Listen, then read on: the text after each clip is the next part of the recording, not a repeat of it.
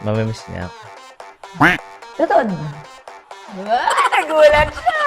Hi mga kapuso! This is Thea Ashley. This is Joshua Dosena.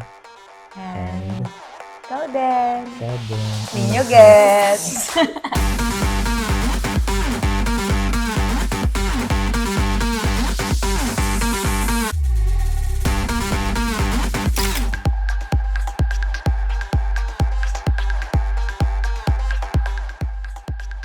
I'm happy and sad at the same time. I'm happy na magkakaroon na kami ng pahinga.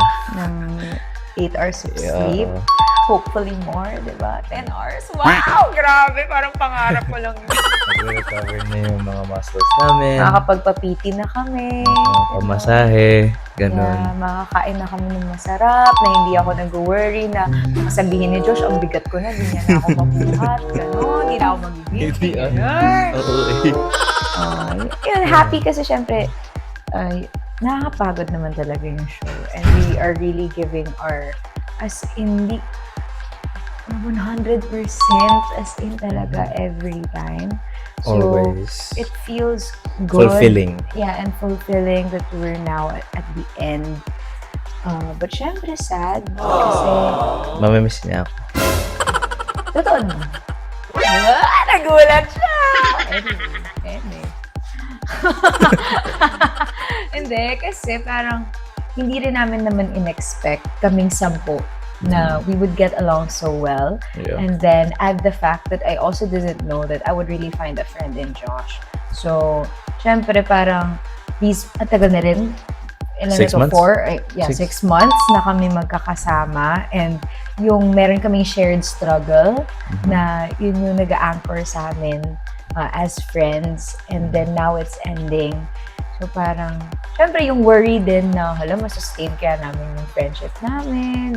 Inaasar ko nga sila Ate Glay kanina na, hello, magkikita po tayo once every quarter. Okay, so 4 times a year.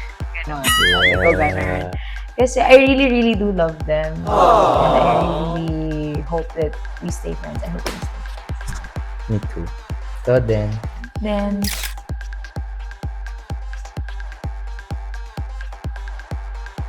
I'm just so proud of everyone kasi kitang-kita talaga kung gaano kapalaban. Lahat sobrang competitive. Wala akong ka-idea kung ano yung gagawin ng mga ibang duo. Kasi talagang sobrang guarded talaga lahat. And kita mo na nakafocus ang lahat sa gagawin nila. So, yun siguro first. I'm so proud of you guys. And I'm so honored to be on this journey with you. Grabe, this is the first season.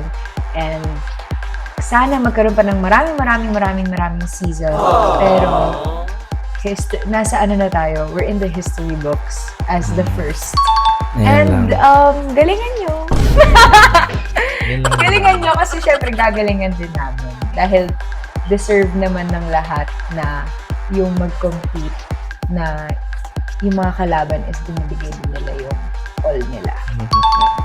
mga kapuso, abangan niyo po kami on Saturday, 7:50 p.m. for the finale of Stars on the Floor.